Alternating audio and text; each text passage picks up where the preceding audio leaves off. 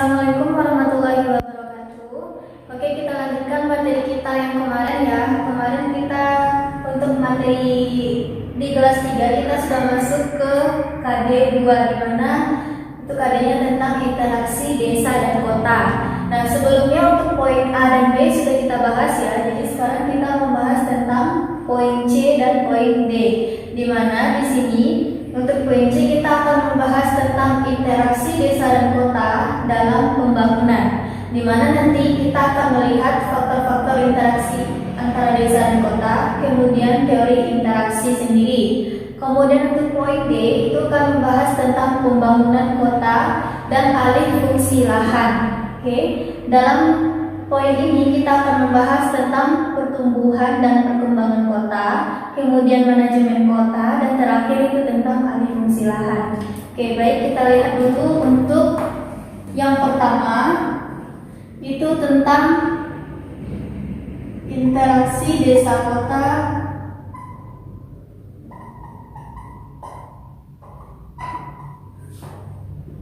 dalam pembangunan.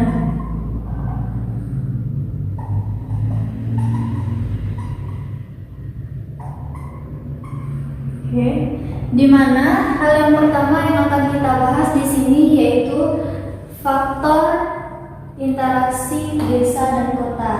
Yang A, faktor interaksi desa kota. Oke, menurut si Charles, dia berpendapat bahwa struktur tata guna lahan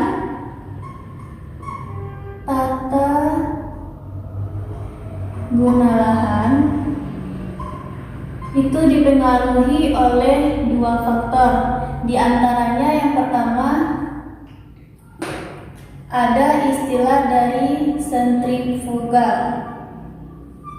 Kita gambarkan dulu.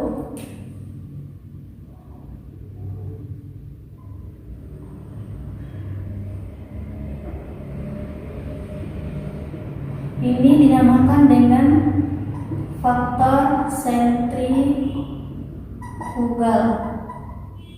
Kemudian ada istilah yang kedua,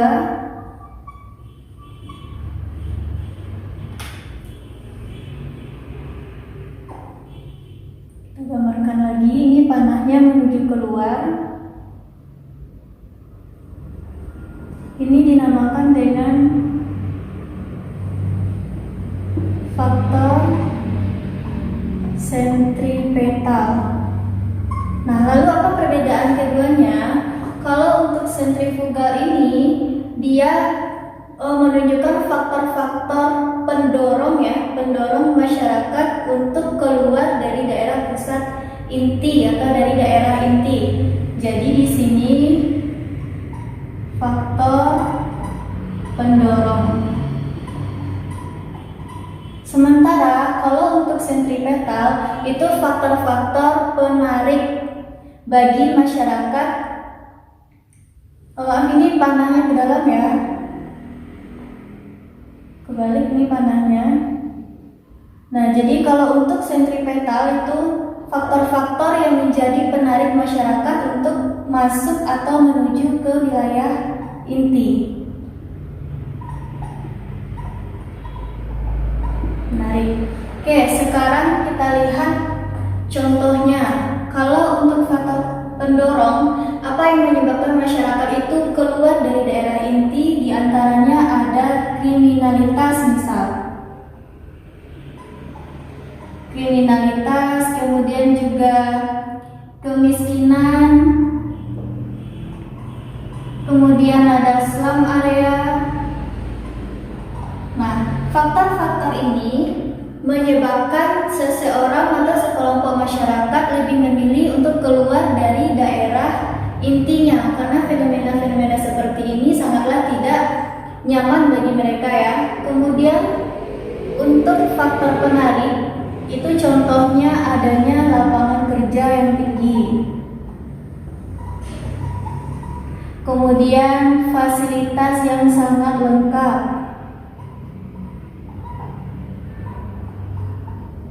Kemudian yang ketiga contohnya sarana transportasi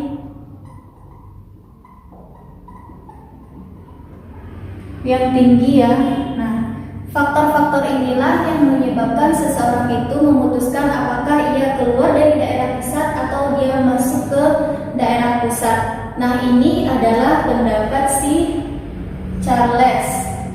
Kemudian menurut Edward, ini yang kedua, Edward Hillman. Nah, dia menegaskan ada beberapa faktor yang menyebabkan terjadinya interaksi desa dan kota. Kita lihat yang pertama itu ada wilayah yang saling melengkapi.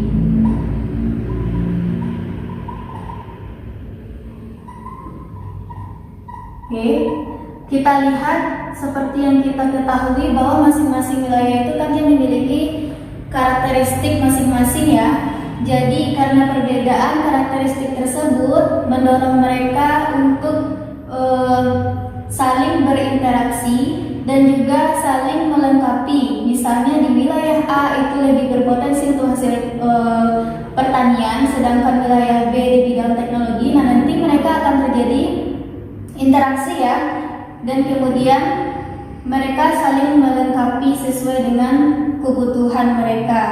Kemudian yang B itu adanya kesempatan untuk mengintervensi.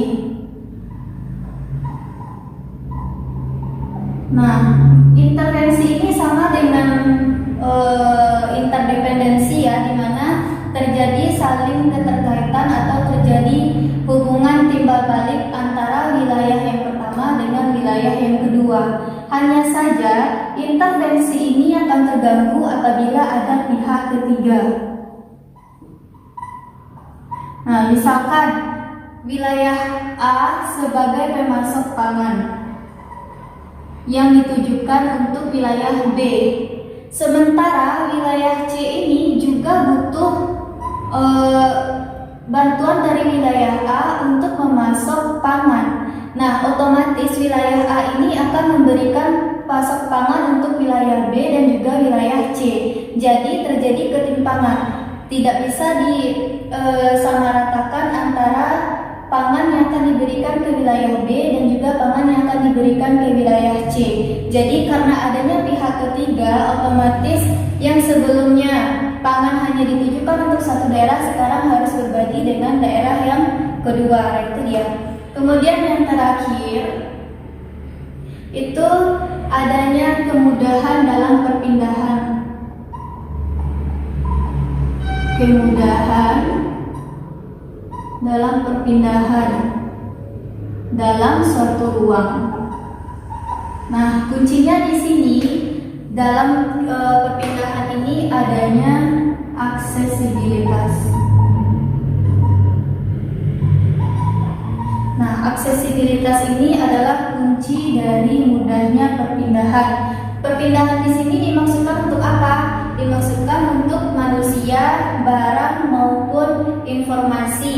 Nah, misalkan kalau perpindahan manusia, kalau seandainya sarana transportasinya bagus, lengkap, maka perpindahan antara satu tempat ke tempat yang lain kan otomatis mudah. Nah, begitu juga dengan barang dan juga informasi. Kalau informasi terkait nanti dengan teknologi. Oke, selanjutnya kita akan bahas tentang teori interaksi. Yang B, teori interaksi.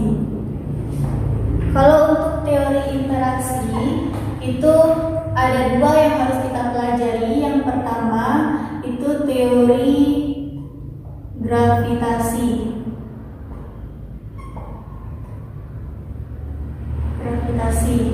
Dalam teori gravitasi ini yang perlu ditekankan di sini adalah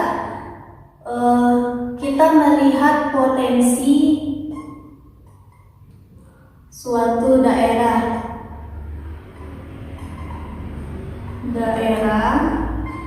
Lalu sejauh mana pengaruhnya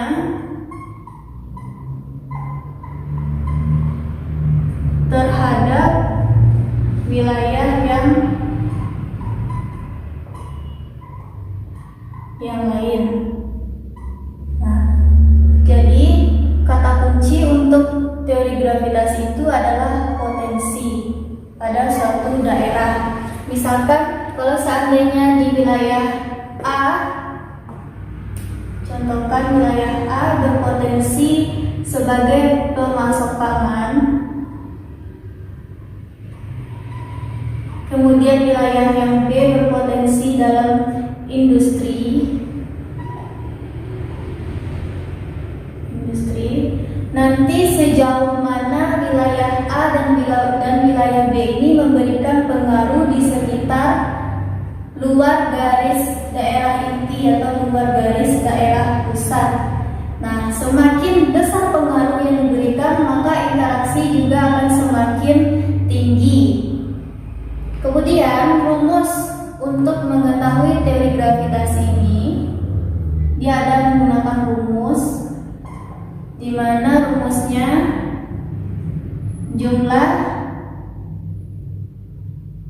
penduduk wilayah A dikali dengan jumlah penduduk wilayah B per jarak antara wilayah A dan B. Ini rumus untuk teori gravitasi. Nanti wilayah yang paling tinggi, angka yang paling tinggi ditunjukkan di dalam rumus ini. Misalnya nanti ada 4 wilayah yang diberikan. Nah, wilayah yang menunjukkan angka yang paling tinggi berarti wilayah tersebut sudah tinggi pula interaksi antara wilayah yang lain. Jadi kalau seandainya tingkat interaksi tinggi, otomatis aksesibilitas dan juga kegiatan masyarakat di wilayah tersebut juga sudah tinggi. Kemudian masuk kepada teori yang kedua, yaitu teori titik henti. Nah, kalau untuk teori titik henti ini digunakan untuk melihat batas wilayah antara dua kota. Kemudian juga bisa digunakan untuk melihat posisi fasilitas yang bisa melayani dua wilayah atau kota ya. Nah, jadi kegunaan dari teori titik inti ini yang pertama untuk menentukan batas wilayah, kemudian untuk menentukan posisi fasilitas di mana fasilitas tersebut bisa menjangkau dua wilayah sekaligus. Untuk teori titik henti ini rumusnya itu jarak antara kota A ke B dibagi dengan 1 ditambah 1 ini konstanta ya, akar jumlah penduduk di kota, jumlah penduduk yang paling banyak ya, misalkan paling banyak di kota A, kemudian dibagi dengan jumlah penduduk dengan yang sedikit, misalnya di sini B. Kita misalkan saja dulu. Nah, jadi rumus teori titik henti ini adalah rumus yang seperti ini. Keterangannya A, kita misalkan wilayah yang memiliki penduduk yang banyak atau maksimum. Kemudian untuk B itu penduduk yang sedikit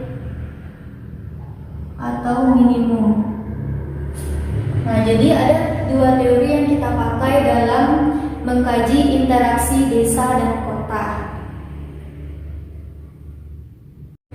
Oke, selanjutnya kita akan membahas tentang poin D, yaitu pembangunan kota dan alih fungsi lahan.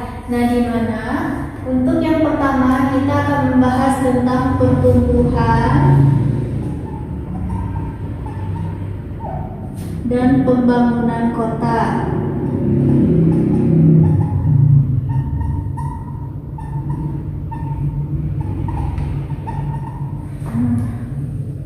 Jadi ada dua istilah di sini. Yang pertama pertumbuhan, yang kedua pembangunan. Untuk pertumbuhan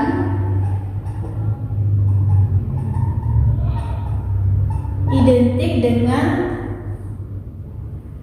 perkembangan fisik kota.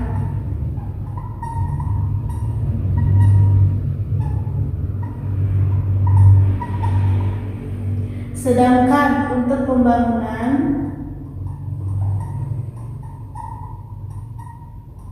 identik dengan perkembangan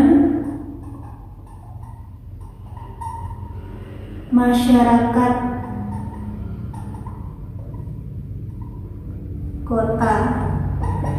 Nah, jadi gampang saja kita dalam membedakannya. Kalau nanti seandainya itu yang dibahas itu adalah gedung-gedung dan bangunan-bangunan dan penggunaan lahan di dalam satu kota, berarti itu membicarakan tentang pertumbuhan kota. Sedangkan kalau seandainya kebiasaan masyarakat, aktivitas masyarakat, nah itu masuk ke dalam pembangunan kota. Sekarang dalam pertumbuhan kota ini dia memiliki beberapa tahap-tahap tertentu. Kita lihat dulu tahap pertumbuhan kota. Nah, dalam tahap-tahap ini yang pertama ada istilahnya epolis. Pada tahap epolis ini masyarakat itu masih tergantung pada alam.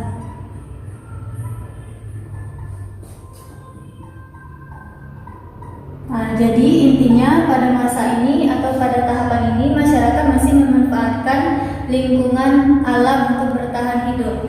Yang kedua ada istilah polis. Pada kondisi polis ini itu kota-kota kecil sudah terbentuk.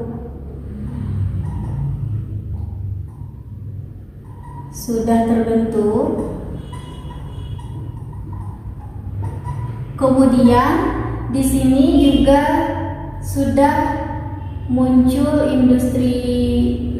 industrialisasi, muncul kegiatan industri. Nah, itu untuk polis. Kemudian tumbuh lagi menjadi metropolis. Kalau untuk metropolis dia sudah lebih maju dibandingkan dengan polis. Artinya di sini kegiatannya sudah mengarah kepada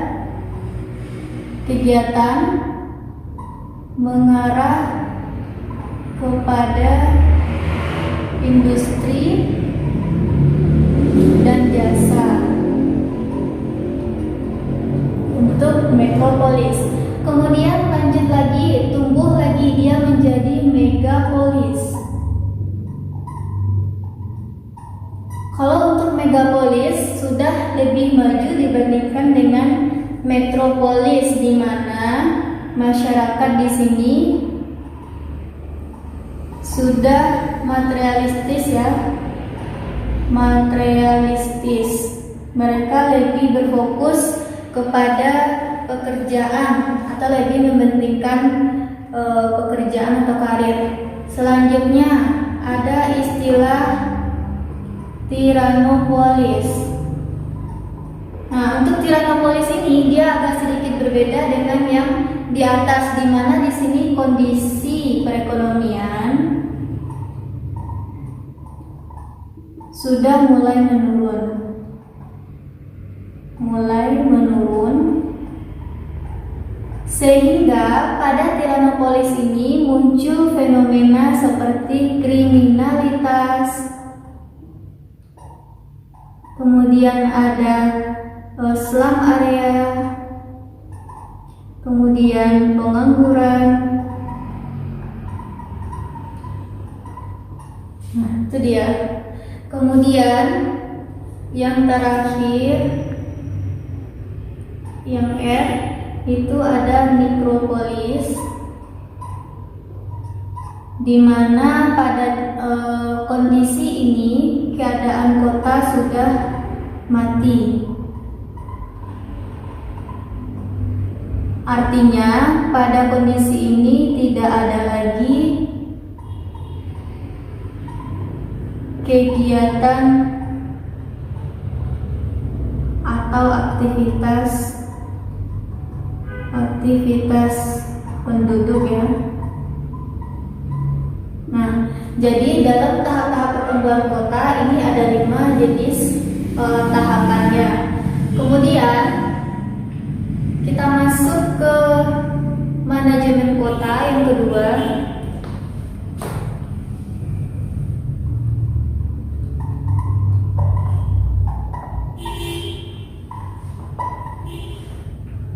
Pada tahap manajemen kota ini, yang perlu kita ingat adalah langkah-langkah dalam memanajemen kota itu sendiri. Dalam langkah-langkah manajemen itu terdapat 3 tahapan. Yang pertama, tahap perencanaan. Kemudian yang kedua ada tahapan pemanfaatan. Yang terakhir ada tahapan pengendalian. Nah, maksud di sini apa? Semua dimaksudkan dalam proses ruang pemanfaatan ruang kota. Kita lihat untuk perencanaan ini dia berkaitan dengan kebijakan nanti ya, kebijakan. Jadi kebijakan-kebijakan apa saja yang diambil untuk memanage dalam sebuah kota. Sementara untuk pemanfaatan itu berkaitan dengan penggunaan ruang.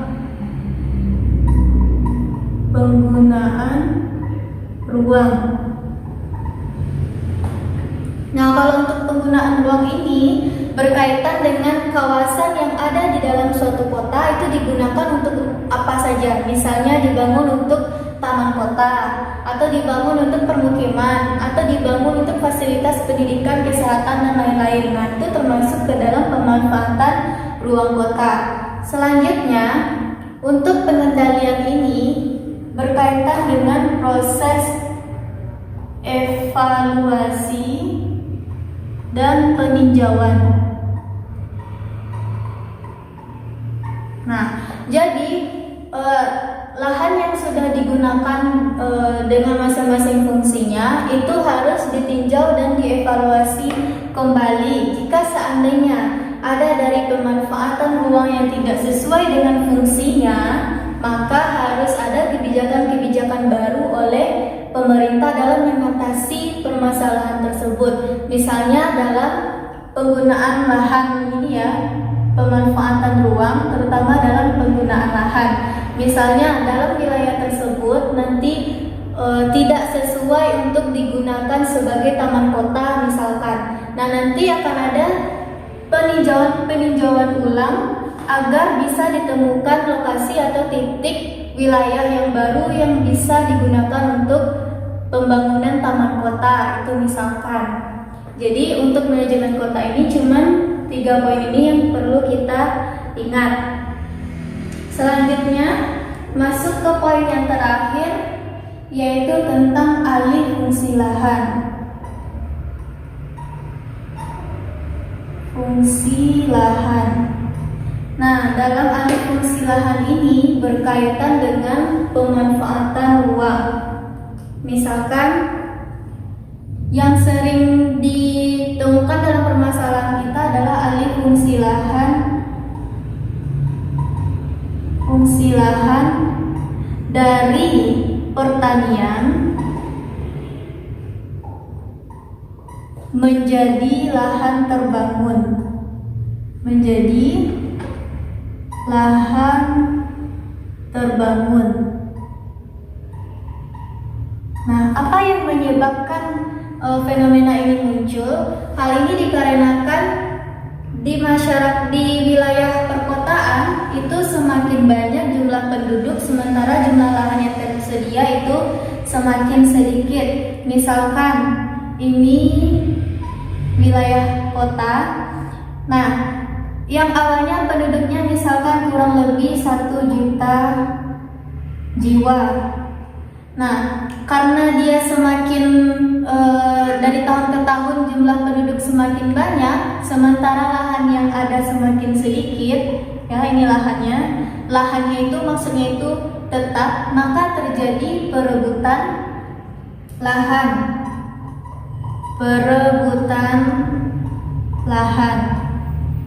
Nah, misalkan lahan yang ada di wilayah kota ini, di sini ada taman kota.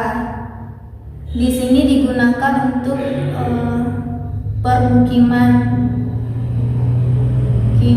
Di sini ada industri. Nah, kemudian ada beberapa penggunaan lahan lain. Karena semakin banyaknya jumlah penduduk sementara kondisi lahan yang tetap, maka terjadi perebutan lahan. Karena terjadi perebutan lahan, otomatis harga lahan di daerah perkotaan akan semakin mahal ya. Jadi di sini harga lahan mahal.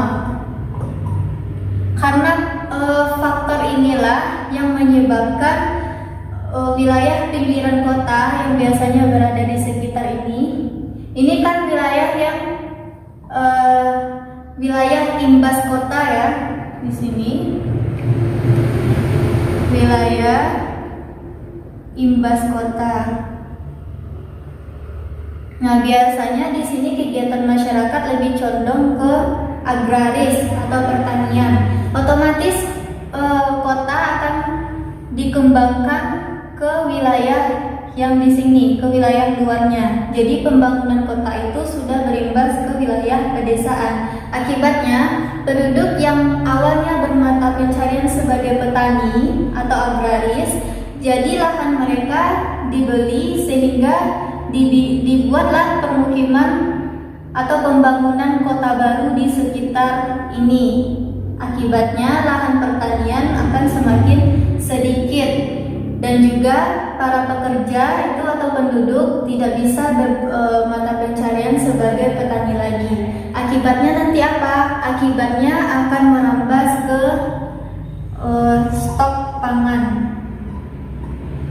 Nah, biasanya kan untuk stok pangan itu lebih diprioritaskan atau lebih berpusat kepada pertanian ya, kegiatan pertanian. Tetapi karena lahan pertanian sudah diambil, sudah dijadikan sebagai lahan baru untuk pembangunan, otomatis stok pangan akan semakin menurun.